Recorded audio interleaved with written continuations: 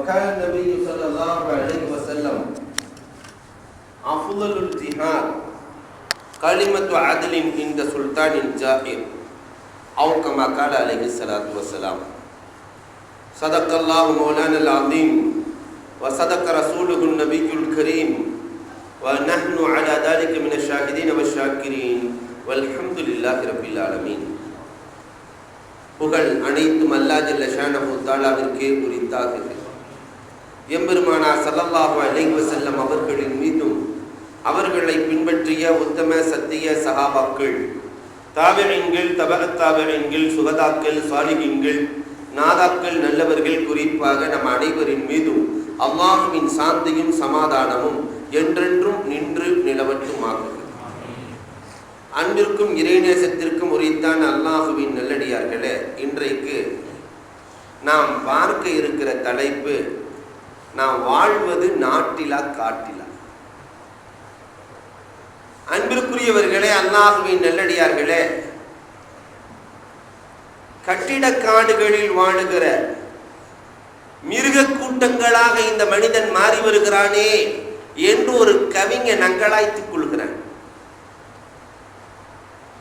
இந்த கவிஞனின் வார்த்தையை எடுத்து நாம் வாழ்க்கையில் பார்க்கிற பொழுது, ஹசனுல் பஸரி ரஹ்மத்துல்லாஹி தஆலா அலைஹி அவர்கள் மனிதர்களை பற்றி சொல்லி காட்டுகிறார்கள் கல்யூபி என்ற நூலிலே. அரசியல்வாதிகளை பார்த்தவர்கள் சொல்லுகிறார்கள், இவர்களை பார்க்கிற பொழுது நான் மனிதனாக பார்க்கவில்லை என்கிறார்கள். அரசியல்வாதிகளை எல்லாம், அரசியல் தலைவர்களை நான் சிங்கமாக பார்க்கிறேன் என்கிறார்கள். காட்டிலே வாழுகிற சிங்கமாக, பசி எடுத்தால் தனக்கு அருகில் இருக்கிற அனைத்தையும் அடித்து சாப்பிடுகிற சிங்கம். ஆனால் இன்றைக்கு அரசியல்வாதிகளை நம்மால் கூப்பிடுறதே அப்படி கூப்பிடுறான், தென்னகத்து சிங்கமே அப்படிங்கிறான். அவன் உண்மையை சொல்றான். இவன் சொல்லக்கூடியவன் கூட ஒரு நாள் அடிக்கப்படலாம். முஃபீது தாலிபீன் என்ற நூலிலே இந்த சிங்கத்தை சார்ந்த 2 வரலாறுகள் எழுதுவார்கள். அது நம்முடைய அரசியல்வாதிகளுக்கு பொருத்தமான வரலாறு. ஒரு சிங்கமும் ஒரு ஓநாய், ஒரு குள்ளநரி, 3ம் சேர்ந்து வேட்டைக்கு போனதாம். வேட்டைக்கு போய் 3 பிராணிகளை வேட்டையாடியது. ஒரு மான், ஒரு கழுதை, ஒரு முயல், 3ஐயும் வேட்டையாடி 3ம் இறந்து கிடக்கிறது. இந்த சிங்கம் ஓநாயை பார்த்து சொன்னதான் பங்கு வை என்று. காட்டுக்கு ராஜா இல்லையா, தான் பங்கு வைக்க முடியாது, பங்கு வைன்னு சொல்லுச்சு. உடனே இந்த ஓநாய் சொன்னது, காட்டு ராஜா, கழுதை உங்களுக்கு, மான் எனக்கு, குள்ளமாக இருக்கிற குள்ள நெறிக்கு முயல் விட்டது ஒரு அடி, எனக்கு கழுதையா? இதை பார்த்துக்கிட்டே இருக்கு குள்ளநெறி. குள்ளநெறியை பார்த்து சொல்லிச்சு சிங்கம், நீ பங்கு வை, நீ பங்கு வை. உடனே குள்ளநெறி பங்கு வச்சுச்சான். காட்டு ராஜா, சிங்கமே, கழுதை உன் காலை உணவுக்கு, மான் உன் மாலை உணவுக்கு, 2க்கும் இடையிலே சிற்றுண்டியாக நீ முயலை பயன்படுத்திக் கொள். 3 பேர் வேட்டையாடி இருக்கு. இப்படி எங்கிருந்து தீர்ப்பு சொன்ன? இந்த தீர்ப்பை சொல்ல வைத்தது என்ன என்று கேட்கிற பொழுது அந்த குள்ளநரி சொல்லுச்சா, அந்த ஓநாயினுடைய கண் தான் எனக்கு இந்த தீர்ப்பை சொல்ல வைத்தது. ஒரே அடி கண் பிதுங்கி போய் கிடக்கிறதே, ஒரே அடியிலே நீ அடித்த காரணத்தால் கண் பிதுங்கி இருக்கிறதே, அந்த அடிதான் எனக்கு இப்படி தீர்ப்பளிக்க வைத்தது. இன்றைக்கு நிறைய அரசியல்வாதிகளா முடிவிதுங்கி போன சமுதாயம் நிறைய பேர்கள் இருக்கிறார்கள். சில பேர்கள் 1 கோடி ரூபாய் சொத்துக்கு மேல வாங்குறதா இருந்தா அந்த அரசியல்வாதிக்கு தகவல் போகாமல், அவருக்கு கொடுக்க வேண்டியதை கொடுக்காமல், அழ வேண்டியதை அழுகாமல், கண்டிப்பாக இவனுக்கு சொத்து சேராது. ஏனென்றால் ஒவ்வொரு ஊர்களிலும் ஒரு சிங்கம் வாழ்கிறது என்றால் நாம் எதிலே வாழ்ந்து கொண்டிருக்கிறோம்? இன்னொரு வரலாறும் சொல்லுவார்கள். அதே முஃபீது தாலிபீன் நூலிலே சிங்கத்திற்கு கடுமையான நோய், உடல்நிலை சரியில்லை. விசாரிப்பதற்காக எல்லா மிருகங்களும் போனது. ஆனால் இந்த குள்ள நரி மட்டும் போகல. பொதுவாகவே யார் போகலையோ அவங்கள பத்தி கொஞ்சம் கோல் சொல்ற பழக்கம்லாம் வேறு சில ஆளுகளுக்கு இருக்கத்தானே செய்யும். உடனே ஓநாய் சொல்லிச்சான், காட்டு ராஜா, எல்லோருமே உன்னை விசாரிப்பதற்காக வந்தார்கள், ஆனால் இந்த குள்ள நரி மட்டும் வரல. இத்துணும் நான் இருந்துகிட்டு என்ன வேலை பார்த்துருக்குது பார்த்தீங்களா, உங்களை விசாரிக்க வரவே இல்லை. அப்படியா, வந்தால் எனக்கு சொல்லிக் கொடு. சரி சரி என்று ஓநாயும் சொல்ல இந்த செய்தி குள்ள நரிக்கு கிடைக்கிறது. ஓநாய் பத்த வைத்த செய்தி குள்ள நரிக்கு கிடைக்கிறது. உடனே குள்ள நரி போச்சான். குகைக்குள்ளே போவதற்கு முன்பதாகவே வெளியே நிற்கிறது சிங்கம். இதை பார்க்கிறது, உள்ளே வா என்றது. ஏன் இத்தனை நாட்களாக என்னை பார்க்க வரவில்லை? உடனே குள்ள நரி சொல்லிச்சா, ரொம்ப அழகான பதில் சொன்னது. வேறொன்றும் இல்லை காட்டு ராஜா, உங்களுக்கு உடல்நிலை சரியில்லை என்று கேள்விப்பட்டு மருந்து தேடுவதற்காக அழைத்து கொண்டிருந்தேன், அதனால் தான் இத்தனை நாள். ஆனால் கடைசியில் மருந்தை கண்டுபிடித்துத்தான் வந்திருக்கிறேன். என்ன மருந்து என்று கேட்க அருகில ஓநாய் நிற்குது. ஓநாயினுடைய காலினுடைய மூட்டுக்குள் இருக்கிற அந்த பசைதான் மருந்து என்று சொல்ல வேகமா அடிச்சது. ஓநாயினுடைய கால் போய்விட்டது. சொல்லிக் கொடுத்த ஓநாய்க்கு கால் போனது. அது இரத்த சுவடுகளோடு வெளியே வருகிற பொழுது குள்ள நரி சிரித்துக் கொண்டே சொன்னதாம், பத்த வைப்பவர்களுக்கு இதுதான் கேடு என்று. இது போன்று அரசியல்வாதிகளிடத்திலேயும் நடப்பதை பார்க்கிறோம். இவன் அவனை பற்றி சொல்ல, அவன் இவனை பற்றி சொல்ல, கடைசியிலே பலவிதமான பாதகங்கள் நடக்கிற சூழல் நம்முடைய சமுதாயத்திலே நடந்து பல பேர்களினுடைய உயிரும் போன வரலாறுகள் சமீப காலத்திலே நடந்து கொண்டுதானே இருக்கிறது. இதைத்தான் ஹசனுல் பஸரி ரஹ்மத்துல்லாஹி தஆலா ரொம்ப அழகாக சொன்னார்கள். நான் அரசியல்வாதிகளை பார்க்கிற பொழுது அவர்களை மிருகமாக, சிங்கமாக பார்க்கிறேன். நான் வியாபாரிகளை பார்க்கிற பொழுது நாய்களாக பார்க்கிறேன் என்றார்கள்.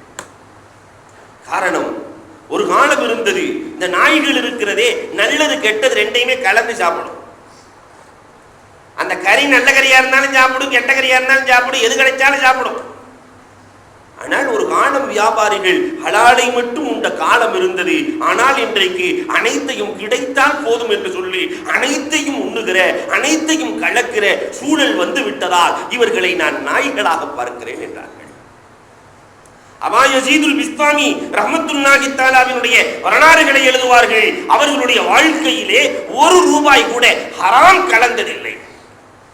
₹1 கூட ஹராமான காசை அவர்கள் வாழ்க்கையிலே கலக்கவில்லை. ஆனால் இன்றைக்கு இருக்கிற நிலை என்ன? ஹசனுல் பஸரி ரஹ்மத்துல்லாஹ் சொல்லி காட்டுகிறார்கள். நீதிபதிகளை நான் பார்க்கிற பொழுது, வக்கீல்களை நான் பார்க்கிற பொழுது, இதனால ஹசன் பஸரி ரஹ்மத்துல்லாஹ் சொன்னது எல்லாத்தையும் நினைச்சுக்க வேணாம். அவர் கடைசியில் வெளியே போகும்போது எல்லாம் நம்மளை பிடிச்சிடக்கூடாது. என்ன ஹசரத் இப்படி திட்டிட்டு இருக்கிறீங்க? ஹசனுல் பஸரி ரஹ்மத்துல்லாஹி தஆலா அலைஹி சொல்லுகிறார்கள், நீதிபதிகளையும் வழக்கறிஞர்களையும் நான் பார்க்கிற பொழுது இவர்களை நான் குள்ள நரிகளாக காணுகிறேன், சகலமாக காணுகிறேன் என்கிறார்கள். குள்ள நரி தந்திரமா வேலை செஞ்சு இங்கும் பழிவாங்கும், அங்கும் பழிவாங்கும்.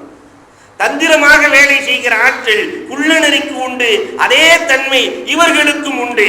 வாதியத்தை வாங்கிக்குவான், பிரதிவாதியத்தை வாங்கிக்குவான். நிதியை நீட்டினால் நீதி வளைந்து கொடுக்கும். அதனால்தான் என்னுடைய மாணவர்களுக்கு நான் சொல்வதுண்டு, தமிழிலே வழக்கு என்ற ஒரு சொல்லுக்கு ஆங்கிலத்தில் 2 சொல் பயன்படுத்துவார்கள். தமிழ்ல ஒரு சொல் வழக்கு, ஆனால் ஆங்கிலத்திலே 2 சொல் பயன்படுத்துவார்கள். ஷூட் என்றாலும் வழக்கு தான், கேஸ் என்றாலும் வழக்கு தான். சூட் கேஸை தள்ளினால் வழக்கு மாறி போய் விடுகிறது. இதுதான் நம்முடைய நாட்டின் நிகழ்வு. என்றால் அன்புக்குரியவர்களே, ஹசனுல் பஸரி ரஹ்மத்துல்லாஹ் சொன்னது நியாயமாகத்தானே இருக்கிறது. வழக்கறிஞர்கள் குள்ள நரிகளாக நான் காணுகிறேன். காவலர்களை பற்றி சொல்லுகிற பொழுது ஹசனுல் பஸரி ரஹ்மத்துல்லாஹி தஆலா சொல்லுகிறார்கள், இவர்களை ஓநாயாக காணுகிறேன். ஆடு ஓநாயிட்ட அடைக்கலம் போனா என்ன நடக்கும்? ஆடு ஓநாயிடத்திலே அடைக்கலம் போனால் என்ன நடக்கும்? மக்கள் என்ற ஆடுகள் அடைக்கலமாக போகிற பொழுது அந்த ஓநாயே சாப்பிட்டு விடுகிற சூழல் சமூகத்திலே சமூக அவலங்களாக அதிகமாக நடக்கிறதா இல்லையா? ஒரு கவிஞன் அன்றைக்கு பாட்டு எழுதினானே, திட்டம் போட்டு திருடுற கூட்டம் திருடிக்கொண்டே இருக்கிறது. சட்டம் போட்டு தடுக்கிற கூட்டம் தடுத்து கொண்டே இருக்கிறது. திருடனாய் பார்த்து திருந்தாவிட்டால் திருட்டை ஒழிக்க முடியாதுன்னா இன்னைக்கு இந்த பாட்டை மாத்தி எழுதணும். சட்டம் போட்டு திட்டம் போட்டு திருடுற கூட்டம் திருடிக்கிட்டே இருக்கு, சட்டம் போட்டு தடுக்கிற கூட்டமும் திருடிக்கொண்டே இருக்கிறது. சட்டம் போட்டு தடுக்கிற கூட்டமும் திருடிக்கொண்டே இருக்கிறது. இதுதானே நாட்டின் நிகழ்வுகள். யார் பாதுகாப்புக்காக அமைக்கப்பட்டு இருக்கிறார்களோ அவர்களே பாதகங்களாக மாறுகிற பொழுது, ஒரு இடத்துல சைக்கிள் காணாம போச்சு, ஒரு டிவிஎஸ் காணாம போச்சு, ஒரு ஆள் ரொம்ப தெளிவா பேசிட்டு இருக்கிறான், போய் போலீஸ்ல கம்ப்ளைண்ட் கொடுக்கலாமே என்று சொல்லுகிற பொழுது அவனுக்கு தெரியாம இவன் எடுப்பானா கேட்கிறான், அவனுக்கு தெரியாம இவன் எடுப்பானா? இவ்வளவு சர்வசாதாரணமாக சொல்லுகிற சூழலில் நாட்டிலே பேசப்படுகிறது என்றால் இது நாடா காடா? ஹசன் பஸ்ரி ரஹ்மத்துல்லாஹ் ரொம்ப தெளிவாக பேசுகிறார்கள். நான் அறிஞர்களை குரங்குகளாக பார்க்கிறேன் என்றார்கள். சமுதாயத்தினுடைய அவலங்களாக அறிஞர்களை. ஏனென்றால் ஒரு இடத்துல குரங்கு இருக்க, ஒரு இடத்துல இருக்காது. இங்கிருந்து அங்கத்தவும், அங்கிருந்து அங்கத்தவும், அங்கிருந்து அங்கத்தவும். இதை போட்டுதான் அறிஞர்கள். ஒரு கருத்துல ஸ்ட்ராங்கா இல்லை. இங்கிருந்து அங்கத்தவ, அங்கிருந்து அங்கத்தவ, அங்கிருந்து அங்கத்தவ. சமுதாயத்தை ஒரு கருத்திலே நின்று வழிநடத்துகிற திறமை இல்லாத குரங்குகளாக காண்கிறேனே என்று ஹசனுல் பஸ்ரி ரஹ்மத்துல்லாஹி தஆலா அங்கலாய்த்துக் கொள்கிறார்கள். அதிகாரிகளை பார்த்து சொல்லுகிறார்கள், இவர்களை நான் பார்க்கிற பொழுது, அதிகாரிகளை நான் பார்க்கிற பொழுது அட்டை பூச்சிகளாக பார்க்கிறேனே. அட்டை பூச்சி இருக்கிறே, குடிச்சுனா ரத்தத்தை உறிஞ்சாம விடாது. இது மாதிரி வருவாய்த்துறை போட்டிருக்கும் போதே அலமையா அதை கொஞ்சம் மாத்தி பறிச்சா வருவாய் துறை வரும்போதே காசை பிடிங்கலாம் என்று முன்னாடியே எழுதி வச்சிருக்கிற மாதிரியே தெரியும். வருவாய் துறை. அன்பிற்குரியவர்களே, எண்ணி பார்க்கிறோம், எங்கு சென்றாலும் லஞ்ச லாவண்யங்கள். யாராவது கிடைப்பார்களா, அவர்களை உறிஞ்சு விடலாம் என்று எண்ணி இருக்கிற அதிகாரிகளை பார்க்கிற பொழுது நான் அட்டை பூச்சிகளாக பார்க்கிறேன் என்று கேட்கிறார்கள். ஹசனுல் பஸ்ரி ரஹ்மத்துல்லாஹி தஆலா உயிரை பாதுகாக்கிற மருத்துவர்களை நான் பார்க்கிற பொழுது வேட்டைக்கு கிளம்பிய புலியாக பார்க்கிறேனே என்கிறார்கள். வேட்டைக்கு கிளம்பிய புலியாக பார்க்கிறேனே என்கிறார்கள். யாராவது கிடைச்சா புலி விடுமா? துரத்தி துரத்தி பிடிச்சி காலி பண்ணிடும். இதை போன்றுதான் யாராவது மருத்துவமனைக்கு வந்தால் அவர்களுடைய தலையில கட்டி அந்த ஸ்கேனை எடு, இந்த ஸ்கேனை எடு, அவனுக்கு வழி வகுத்துல தலையில ஸ்கேன் எடுக்க சொல்றான். அன்பிற்குரியவர்களை எண்ணி பார்க்க வேண்டும். இதெல்லாம் சொல்லிட்டு ஹசனுல் பஸ்ரி ரஹ்மத்துல்லாஹி தஆலா கடைசியில சொல்லுகிறார்கள், பாமர மக்கள் ஆடுகளாக வாழுகிறார்கள். இந்த காட்டிலே ஆட்டுக்கு என்ன வேலை என்று கேட்கிறார்கள். இந்த காட்டிலே ஆட்டுக்கு என்ன வேலை என்று கேட்கிறார்கள். இன்றைக்கு சராசரியாக நாம் எல்லாம் சொல்வதுண்டு, நல்லவங்களா இந்த உலகத்துல வாழ முடியாது, நல்லவனா வாழ்றதா இருந்தா சுடுகாட்டுக்கு போக வேண்டியதுதான் என்று சாதாரணமாக பேசிக் கொள்ளுகிறோம். பிறகு இது நாடா காடா?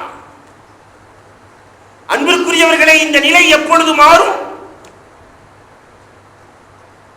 அரசியல் அமைப்புகள், அரசியல் சாசனங்கள் மார்க்கம் சொன்ன முறைப்படி மாறினால் இது எல்லாம் சீராகும். காட்டு ராஜா சரியாயிட்டா எல்லாம் சரியாகும். இதை போன்று நாட்டு ராஜா சரியாயிட்டா எல்லாமே சரியாகிவிடும். நாட்டு ராஜா காட்டு ராஜாவாக மாறுகிற பொழுதுதான் நாட்டிலே பல வகையான பிரச்சனைகள். ஒரு நாட்டு ராஜா எப்படி வாழ வேண்டும்? பெருமானார் ஸல்லல்லாஹு அலைஹி வஸல்லம் அவர்கள் ஏராளமான வழிகளை காட்டுகிறார்கள். ஒரு நாட்டை ஆளுகிற தலைவர்கள் எப்படி இருக்க வேண்டும், எப்படி இருந்தால் இந்த நாடு புனிதமான நாடாக, சிறப்பான நாடாக, மக்களுடைய உரிமைகளை எல்லாம் வழங்குகிற நாடாக மாறும் என்பதை நபிகள் கோமான் ஸல்லல்லாஹு அலைஹி வஸல்லம் சொல்லி காட்டுகிறார்கள். பெருமானார் ஸல்லல்லாஹு அலைஹி வஸல்லத்தினுடைய வாழ்க்கை முடிந்து போகிறது. அதற்கு பிறகு உமரே ஃபாரூக் ரலியல்லாஹு அன்ஹுடைய ஆட்சி காலம், அபூபக்கர் ரலியல்லாஹு அன்ஹுடைய ஆட்சிக்கு பிறகு வருகிறது. உமர் ரலியல்லாஹு ஆட்சியிலே அமர்ந்திருக்கிறார்கள். அலி ரலியல்லாஹு தஆலா போய் சொன்ன வார்த்தை என்ன தெரியுமா? உமரே, ஆட்சியிலே நீங்கள் அமர்ந்து விட்டீர்கள், ஆட்சி கட்டிலில் அமர்ந்து விட்டீர்கள், உங்களுடைய ஆசையை, மேலெண்ணத்தை தூக்கி எறிந்து விடுங்கள் என்றார்கள். மேலெண்ணம் இருக்கக்கூடாது உங்களுக்கு. இரண்டாவதாக, உங்களுடைய ஆடைகள் பளபளப்பான ஆடையாக இருக்கக்கூடாது. சராசரி பாமர மனிதன் எந்த ஆடையை அணிகிறானோ அந்த ஆடைதான் உங்கள் மேனியை அலங்கரிக்க வேண்டும். உங்கள் செருப்புகள் கூட தடித்த செருப்புகளாக இருக்க வேண்டும். உங்கள் வாகனங்கள் கூட சராசரி கழுதையாக இருக்க வேண்டும், குதிரையாக இருக்கக்கூடாது. இதைத்தான் நீங்கள் கையாள வேண்டும் என்று அலி ரலியல்லாஹு சொல்ல அதைத்தான் கையாண்டார்கள் என்று வரலாறு. ஒரு நாட்டின் தலைவர் இப்படி வாழ்ந்தார். இன்றைக்கு இது நடக்குமா? சமீபத்திலே நீங்கள் எல்லாம் படித்திருக்கலாம் பத்திரிகையில 2 கோடி ரூபாய் கார்கள் 500 கார்கள் இறக்குமதியாகியிருக்கிறது ஒரு அரசியல்வாதியின் வீட்டில். அவர்கள் பிரித்து விநியோகம் செய்திருக்கிறார்கள். இதெல்லாம் சர்வசாதாரணமாக நாட்டிலே நடனமாடுகிறது. யாருடைய காசு எப்படி பயன்படுத்தப்படுகிறது எண்ணி பார்க்க வேண்டும். அந்த உமரின் வாழ்க்கையையும் இங்கே நடக்கிற கூத்தையும் நீங்கள் யோசித்து பாருங்கள், ஒப்பீடு காட்டுங்கள். அபு ஹாசிம் சுலைமான் இப்னு அப்துல் மலிக் பெரிய அரசர். உமர் இப்னு அப்துல் அஜீஸ் ரஹ்மத்துல்லாஹ்வினுடைய தகப்பனார் பேரனா சுலைமான் இப்னு அப்துல் மலிக். இவர்கள் ஆட்சிக்கு வருகிற பொழுது அபு ஹாசிம் சொன்ன வார்த்தை என்ன தெரியுமா? நேரா போய் அரசனை பார்த்து சொன்னாரு, அல்லாஹ் ஜல்ல ஷானஹு தஆலா சொர்க்கத்திலே இல்லை நரகத்திலே ஒரு வாதியை பயன்படுத்தி இருக்கிறான். அந்த வாதியிலே ஒருவரை தூக்கி அல்லாஹ் போடுவான். அவன் 70 ஆண்டுகள் கீழே செல்லுவான். நரகத்தில் ஒரு வாதி 70 ஆண்டுகள் கீழே செல்லுவான். ஆனாலும் அதனுடைய அடிபாகத்தை அடைந்திருக்க மாட்டான். இந்த வாதி யாருக்கு தெரியுமா என்று கேட்கிற பொழுது, இந்த வாதி யாருக்கு தெரியுமா? சுலைமான் இப்னு அப்துல் மலிக் தெரியாதே என்று சொல்ல, உங்களை போன்ற அநீதி அளிக்கிற அரசனுக்கு என்றார்கள், அநீதி அளிக்கிற ஆட்சியாளருக்கு என்றார்கள். நேருக்கு நேராக சொன்னார்கள். கண்களில் கண்ணீரை வடித்து சுலைமான் இப்னு அப்துல் மலிக் தன்னுடைய வாழ்க்கையை மாற்றி அமைத்தார்கள் என்று வரலாறு சொல்றார். ஆனா இன்னைக்கு நேரடியாக போய் அந்த ஆட்சியாளர்களோடு அமர்பவர்கள் எல்லாம் சாக்கடைகள் தானே. எண்ணி பார்க்க வேண்டும். வரலாறுகளை புரட்டுங்கள். ஹாரூன் ரஷீத் எவ்வளவு பெரிய மாமன்னர். இந்த ஹாரூன் ரஷீதை மாற்றி போட்டது யார்? ஹாரூன் ரஷீத் அணிகிற ஆடைகளை பற்றி வரலாறுகள் எழுதும். உலகத்திலேயே விலை மதிப்புள்ள ஆடையைத்தான் அந்த அரசர் அணிவார். அரசர் இல்லையா? புஹ்லூலே மஜ்னூன் பார்க்கிறார்கள். ஒரு ஓரத்தில் நின்றுகிட்டு இருக்கிறாங்க புஹ்லூலே மஜ்னூன். அரசர் இவர் ஒரு பைத்தியக்காரர் நினைத்து ஒரு பெரிய குச்சியை தூக்கி கையில் கொடுத்து, உன்னை விட பெரிய பைத்தியம் யாராவது இருந்தால் இந்த குச்சியை கொடுன்னு விளையாட்ட சொல்லிட்டு போனார். புஹ்லூலே மஜ்னூன் அந்த குச்சியை வாங்கி வைத்துக் கொள்கிறார்கள். அரசர் கொடுத்த குச்சியை வாங்கி வைத்துக் கொள்கிறார்கள். சில காலங்கள் உருண்டோடுகிறது. அரசருக்கு கடுமையான காய்ச்சல். டாக்டர்கள் எல்லாம் கையை விரித்து விட்டார்கள். இந்த காய்ச்சல் சரியாகாது, கபரஸ்தானுக்கு போக வேண்டியதுதான் என்று எல்லோரும் டாக்டர்கள் சொல்லுகிறார்கள். எல்லாம் நலம் விசாரிக்க போனாங்க. புஹ்லூலே மஜ்னூனும் நலம் விசாரிக்க செல்கிறார். செல்லுகிற பொழுது, அரசே நீங்கள் இப்பொழுது எப்படி இருக்கிறீர்கள்? அரசர் சொன்னாரு, நீண்ட பயணத்திற்கான தயாரிப்பில் இருக்கிறேன். நீண்ட பயணத்திற்கான மறுமைக்கு போக போறேன்னு இந்த வலியுல்லாவுக்கு தோதுவா பேசணுமா இல்லையா? நீண்ட பயணத்திற்கான தயாரிப்பில் இருக்கிறேன் என்று சொல்ல, உடனே புஹ்லூலே மஜ்னூன் கேட்டாங்களா, நீங்க சாதாரணமா ஒரு வாரம் பயணம் போறதா இருந்தாலே முன்னால் ஒரு படை போகும், பின்னால் ஒரு படை வரும், உடன் ஒரு படை இருக்கும். ஆனால் இந்த பயணத்திலே முன்னாடி எத்தனை பேர் போவாங்க, பின்னாடி எத்தனை பேர் வருவாங்க, கூட எத்தனை பேர் இருப்பாங்க? இல்லை, இந்த பயணத்திலே நான் மட்டும் தான் தனியாக செல்ல வேண்டும் என்று சொல்ல, நான் மட்டும் தான் தனியாக செல்ல வேண்டும். அவர் கொடுத்த குச்சி எடுத்து கையில கொடுத்து, என்னை விட பெரிய முட்டாள் நீ தான், அதனால கொடுத்தேன். உன்னை விட பெரிய முட்டாள் இடத்திலே கொடு என்று சொன்னீரே, என்னை விட பெரிய முட்டாள் நீங்கள் தான். ஒரு நாள் மரணம் வரும் என்று தெரியும், மரணத்திற்கு பிறகுள்ள பயணம் நீண்ட பயணம் என்று தெரியும். அப்படி தெரிந்தும் கூட எந்த அமலுமே செய்யாமல் வாழ்க்கையை கழித்திருக்கிறீர்களே, என்னை விட பெரிய முட்டாள் நீங்கள் தான் என்று சொல்லிக் கொடுக்க, அதற்கு பிறகு ஹாரூன் ரஷீத் திருந்தினார்கள், நீண்ட நாள் வாழ்ந்தார்கள், இறைநேசராக மாறினார்கள். இதற்கு யார் காரணம்? புஹ்லூலே மஜ்னூன். இப்படி மார்க்கத்தை எடுத்து சொல்லி திருத்துகிற பிய்யக்கள், திருத்துகிற அறிஞர்கள் நம்முடைய அரசியல்வாதிகளோடு இருக்கிறார்களா என்றால் இல்லை. இருக்கிறது எல்லாம் பெருச்சாலி. இது பெரிய பெருச்சாலின்னா கூட இருக்கிறது சின்ன பெருச்சாலி. பறிச்சு பறிச்சு பறிச்சு நாட்டையே பறிச்சு வச்சிருக்காங்க. அல்லாஹ்தான் பாதுகாக்க வேண்டும். அபூ முஸ்லிமுல் ஹவுலானி யார்? அபூ முஸ்லிமுல் ஹவுலானி பெருமானார் ஸல்லல்லாஹு அலைஹி வஸல்லத்தினுடைய காலத்திற்கு பிறகு ஈசவிகள் எல்லாம் நெருப்பு குண்டத்தை முட்டி அந்த நெருப்பு குண்டத்திலே தூக்கி போடப்பட்டவர்கள் அபூ முஸ்லிமுல் ஹவுலானி.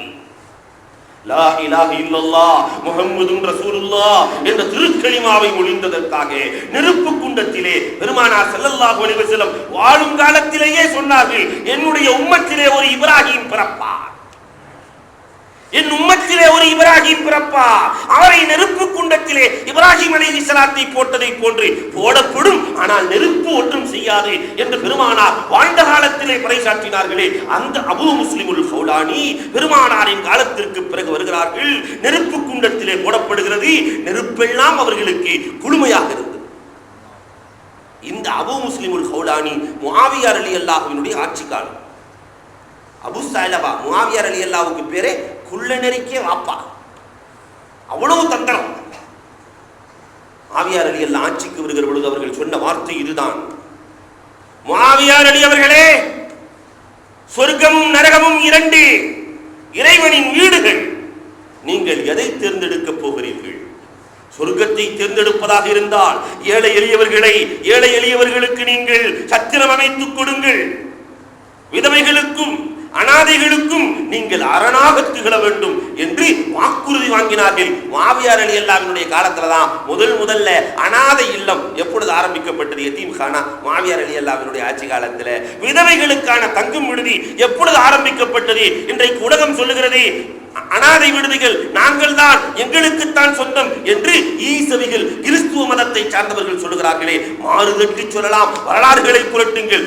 முதலில் அனாதை இல்லத்தை தோற்றுவித்தவர்கள் முஆவியா ரலியல்லாஹு தஆலா அன்ஹு தான். விதவைகளுக்கான ஒதுங்குமிடத்தை ஏற்படுத்தியவர்கள் முஆவியா ரலியல்லாஹு தஆலா அன்ஹு. ஏழை எளியவர்களுக்கான உதவி திட்டத்தை ஏற்படுத்தியவர்கள் முஆவியா ரலியல்லாஹு தஆலா அன்ஹு. இவர்களுக்கு உறுதுணையாக இருந்தவர்கள் அபூ முஸ்லிமுல் ஹௌலானி. ஆனால் இன்றைக்கு இந்த உதவி திட்டம் எப்படி இருக்கிறது? நம்முடைய நாட்டு தலைவர்களிடத்துல சவப்பெட்டி ஊழலாம், நஊது பில்லாஹ். எதுலாம் ஊழல் பண்ணியிருக்கான் பாருங்க. செத்தவனுக்கு செய்த ஈமை சடங்குகளிலே கூட ஊழலா? சவப்பெட்டி ஊழல், காற்றலைகள் ஊழல், 1,76,000 கோடியை முழுங்கியிருக்கிறாங்க. அல்லாஹ் தான் பாதுகாக்க வேண்டும். பிறகு இதை எப்படி நாடு என்று சொல்வது? பெருமானார் ஸல்லல்லாஹு அலைஹி வஸல்லம் அவர்கள் அழகாக சொல்லுகிறார்கள், ஒரு அரசருக்கு தேவையானது, ஒரு ஆட்சியாளனுக்கு தேவையான தன்மைகள் சில உண்டு. அதிலே முக்கியமானது நீதம். ஒரு அரசியல் தலைவனுக்கு மிக முக்கியமாக தேவைப்படுவது நீதம். வரலாறுகளை பார்க்கிறோம். தாவூத் அலைஹிஸ்ஸலாத்துடைய வரலாறுகள். நாட்டை ஆண்டவர்கள் தாவூத் அலைஹிஸ்ஸலாத்து வஸ்ஸலாம் அன்னவர்களை பார்த்து ரப்புல் ஆலமீன் இப்படி சொல்லுவான், நீதமான ஆட்சியாளர், அவ்வா இறைவனோடு ஒன்றி போனவர் என்றெல்லாம் அல்லாஹ் பாராட்டுகிறானே. அந்த தாவூத் அலைஹிஸ்ஸலாத்தை மாறு வேடத்திலே வந்து சந்திக்கிறார்கள் ஜிப்ராயில் அலைஹிஸ்ஸலாம்.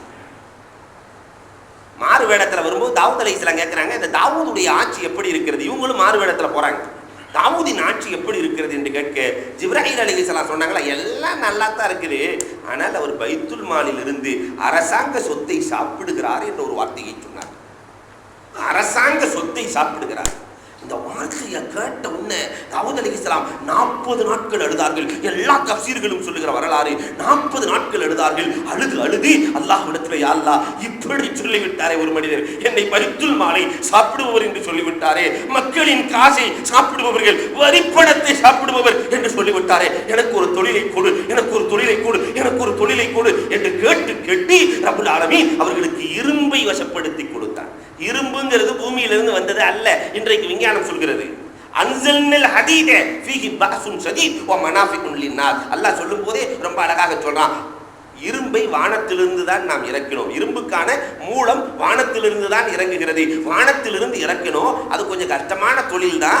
ஆனா அதுல மன்ஃபஅத் நல்லா இருக்குங்கிறான் அல்லாஹ், அதுல பயன் நல்லா இருக்குங்கிறான் அல்லாஹ். இன்னொரு இடத்துல அல்லாஹ் சொல்லும் போது, இரும்பு வியாபாரிகள் அழைச்சே சொல்றான், வஷ்குரு ஆல தாவூத், தாவூதுக்கும் அவங்க குடும்பத்துக்கும் நன்றி செலுத்திக்கங்க, அவர் மட்டும் இல்லைன்னா உங்களுக்கு இரும்பே கிடைச்சிருக்க.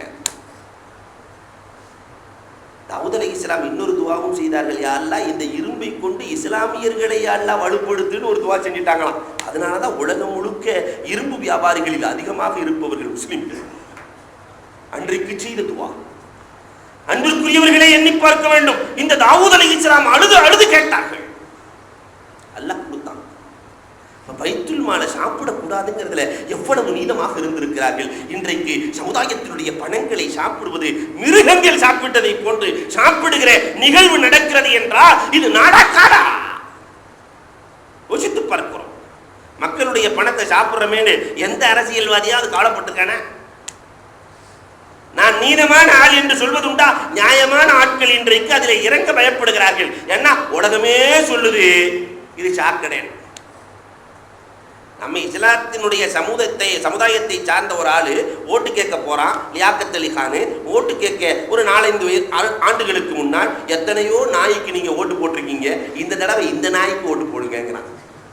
நவூது பில்லா, எத்தனையோ நாய்களுக்கு நீங்க ஓட்டு போட்டிருப்பீங்க, இந்த தடவை இந்த நாய்க்கு ஓட்டு போடுங்க. அப்ப மனிதராகவே அவர்களை அவர்கள் நினைக்கவில்லையே. பிறகு எப்படி நாட்டுக்கு சமூகத்திற்கு நலன் செய்யக்கூடியவர்களாக மாற முடியும் எண்ணி பார்க்கிறோம்.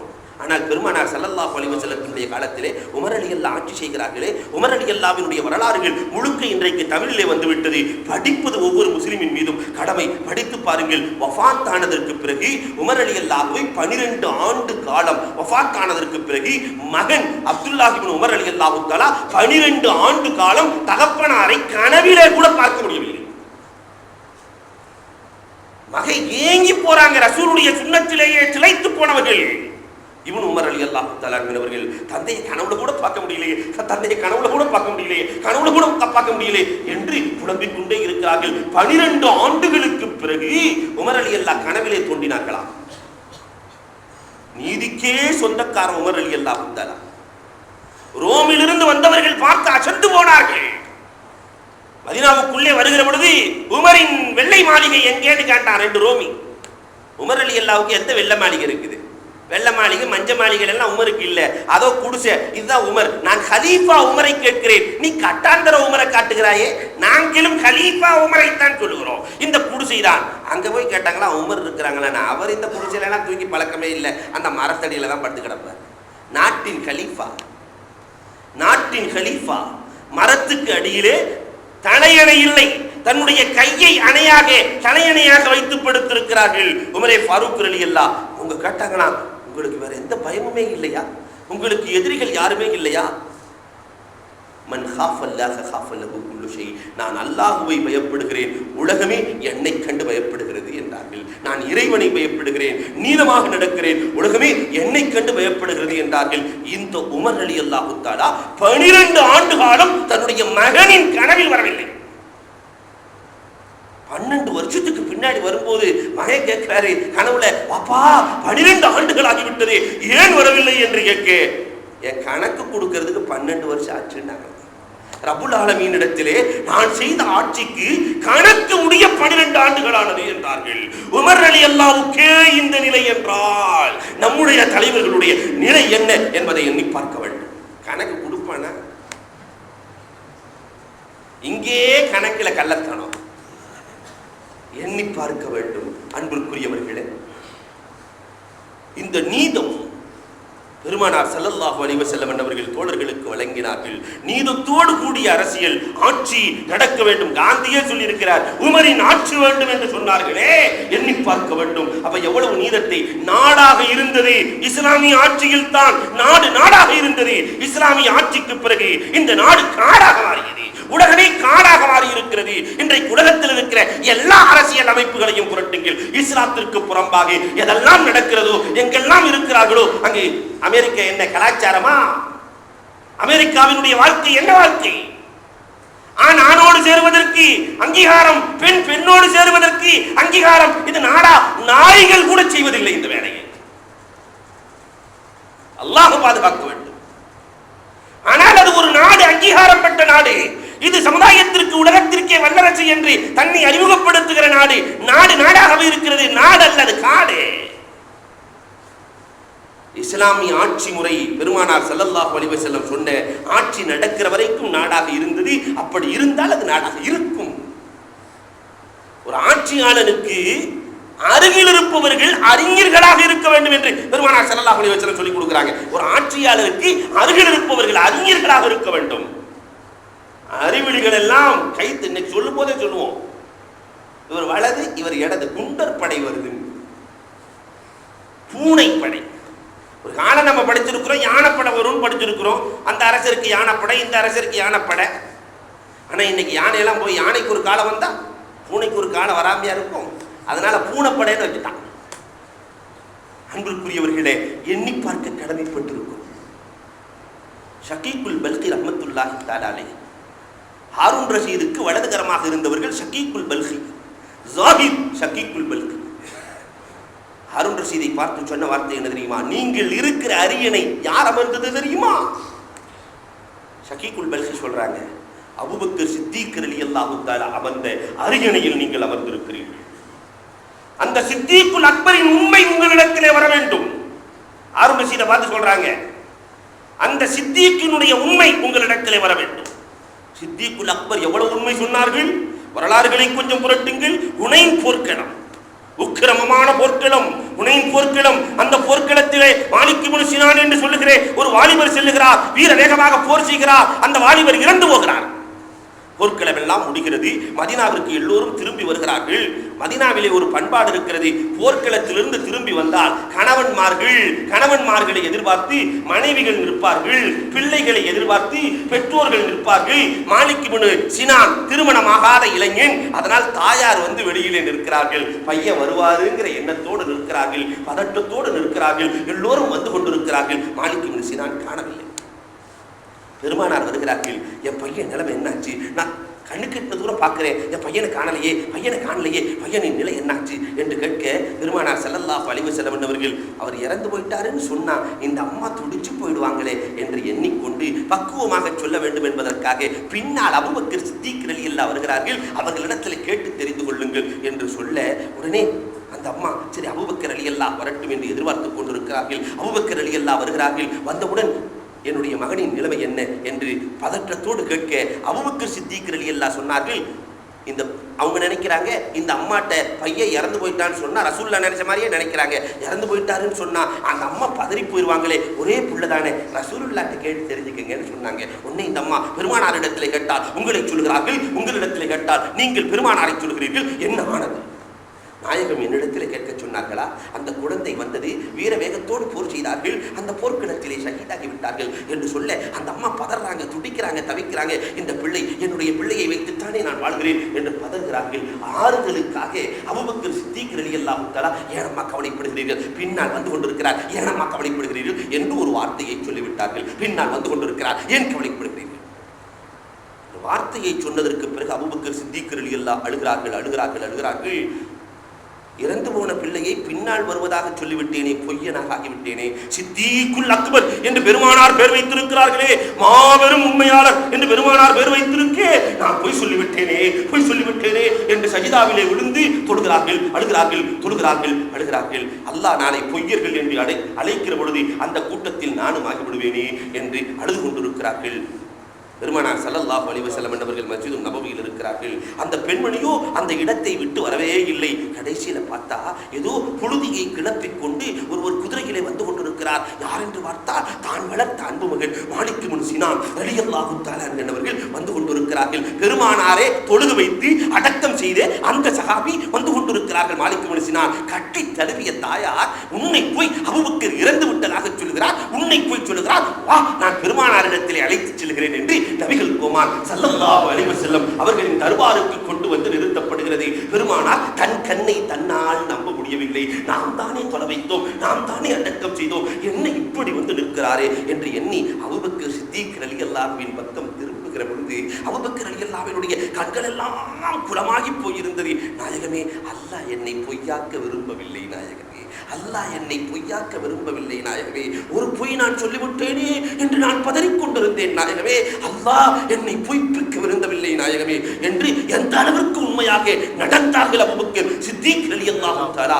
இதைத்தான் சொல்லி காட்டுகிறார்கள் ஷகீக்குல் பல்கி ரஹ்மத்துல்லாஹி தஆலா அலைஹி அவர்கள் தன்னுடைய அரசர் ஹாரூன் ரஷீதுக்கு இந்த உண்மை உங்களிடத்திலே வந்துவிட வேண்டும். வாழ்க்கை முழுக்க உண்மைதான் இருக்க வேண்டும் என்று சொல்லி காட்டுகிறார்கள். இதை போன்று நீங்கள் அமர்ந்திருக்கிற இந்த அரியணை இருக்கிறதே, உமரே ஃபாரூக் ரலியல்லாஹு தஆலா அவர்கள் அமர்ந்த அரியணை. அதனால் அவர்களுடைய ஹக்கு உங்களிடத்திலே வந்துவிட வேண்டும். சத்தியத்தையும் அசத்தியத்தையும் பிரித்து காட்டுகிற ஆற்றல் அபூபக்கர் சித்தீக் ரலியல்லாஹு தஆலாவை விட உமர் ரலியல்லாஹு இடத்திலே இருந்தது. அந்த தன்மை உண்மைக்கும் பாத்திலுக்கும் சத்தியத்திற்கும் அசத்தியத்திற்கும் மத்தியிலே ஒரு வாகப்பிரிவினை கோட்டை நீங்கள் போட்டு வாழ வேண்டும் என்று ஷக்கீக்குல் பல்கி சொல்லுகிறார்கள். எப்படி வாகக்கோடு போட்டார்கள் தெரியுமா?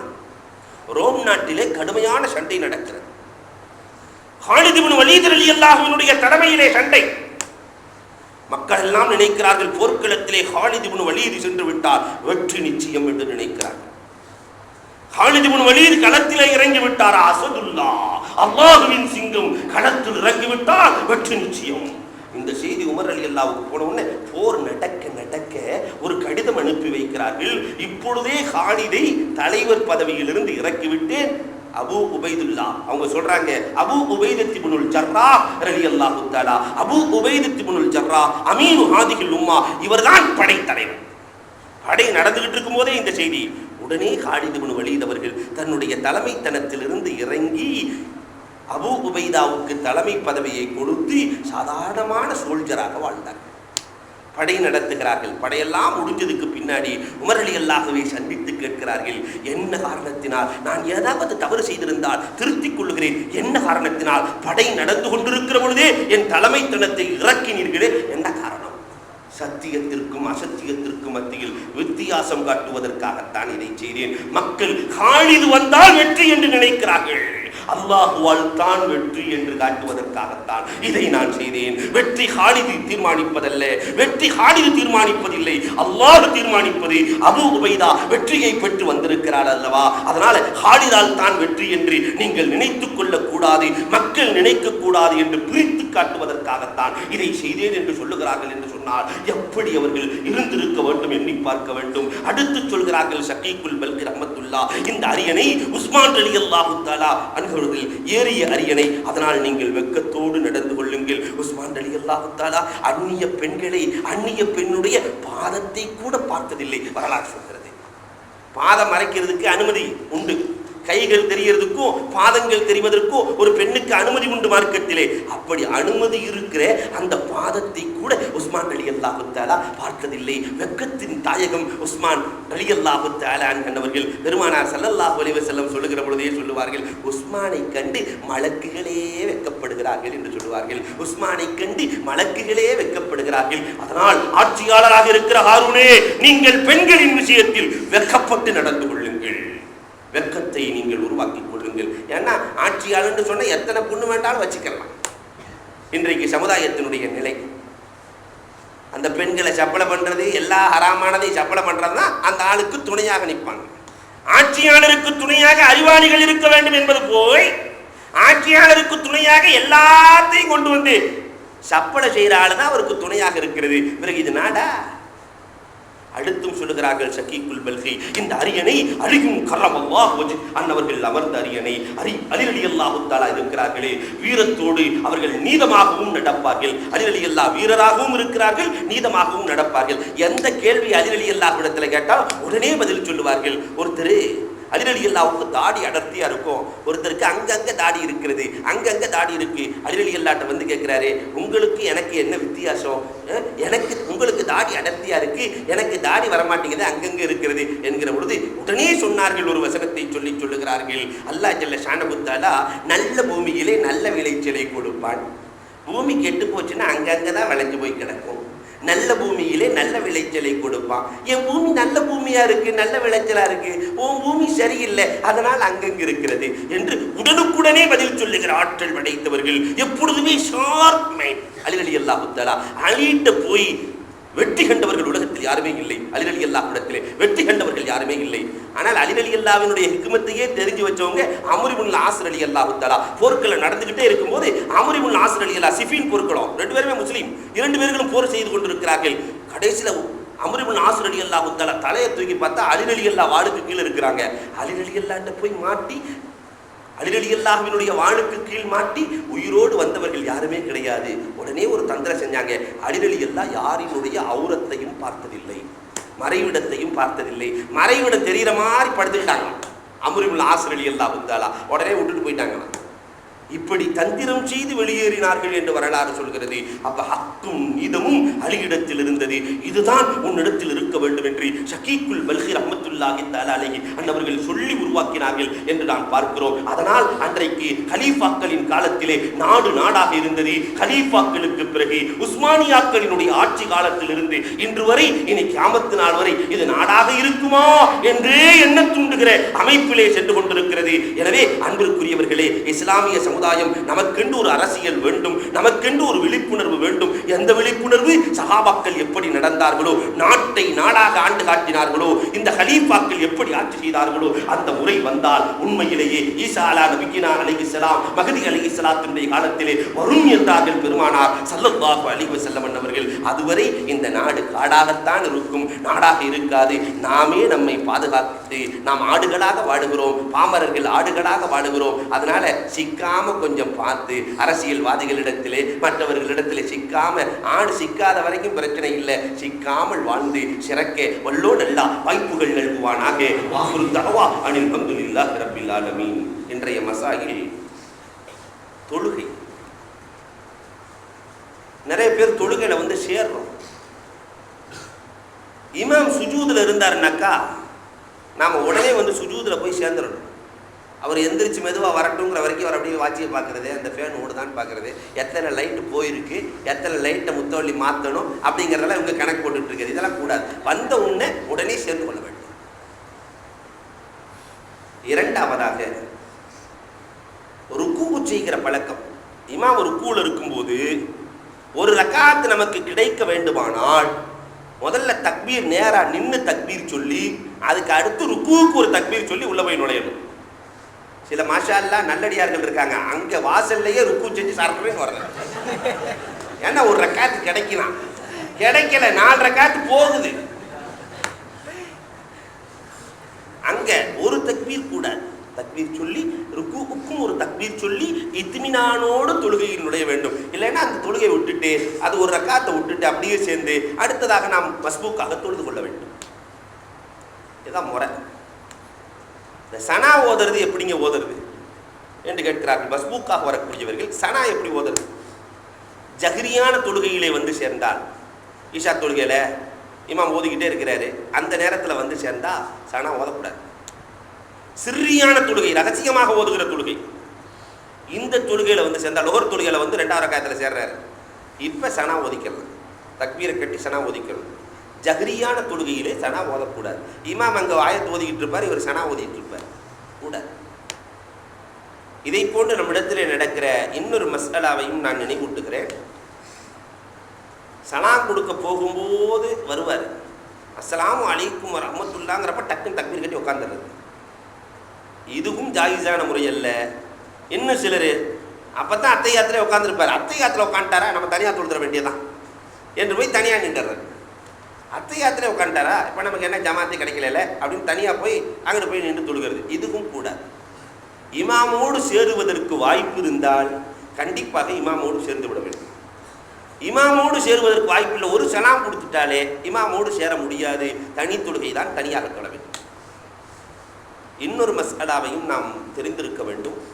மஸ்பூக்கா வரக்கூடியவர்கள், ஒருத்தர் 3வது ரக்காத்தில் வந்து சேர்றாரு, அடுத்த ரக்காத்து இமாமுக்கு 4வது ரக்காத்து. இப்போ நாம் அத்தையாத்தில் உட்கார்ந்துருக்கும் போது என்ன ஓதுறது? இமாம் வந்து தருவது ஓதுவார், இமாம் வந்து அதை துவா ஓதுவார், அத்தையாத்தோடு சேர்த்து தருவது ஓதுவார், துவா ஓதுவார்.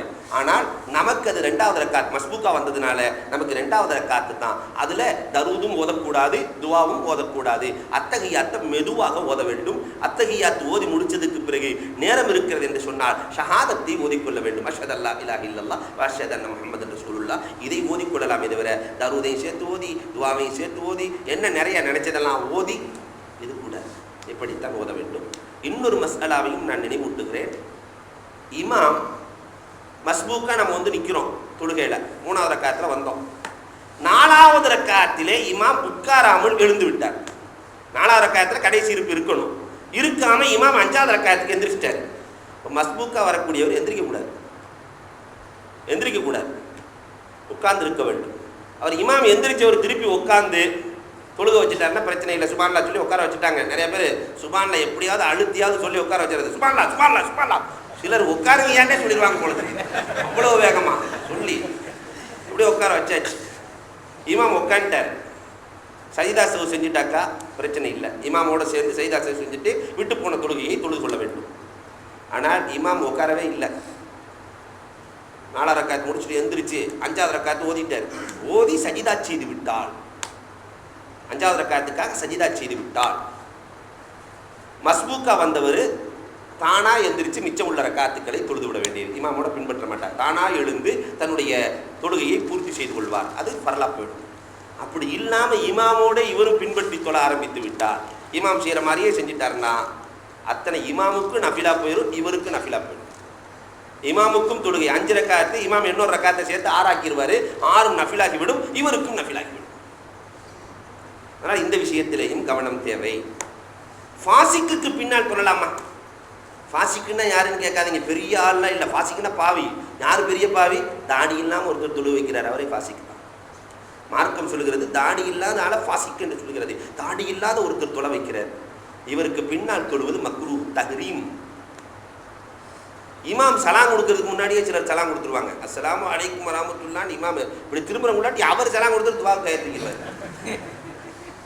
இது மக்ரூ தஹ்ரீம், இதுக்கும் கூடாது. எனவே அன்புக்குரியவர்களே, நாம் தொழுகையிலே கவனமாக தொழுது அல்லாஹ்வும் ரசூலும் எந்த வழியை காட்டி இருக்கிறார்களோ அந்த வழியில் நடக்க வல்லோன் அல்லாஹ் வாய்ப்புகள் எழுதுவானாங்க. வாஹு தஅவா அல்ஹம்துலில்லாஹி ரப்பில் ஆலமீன்.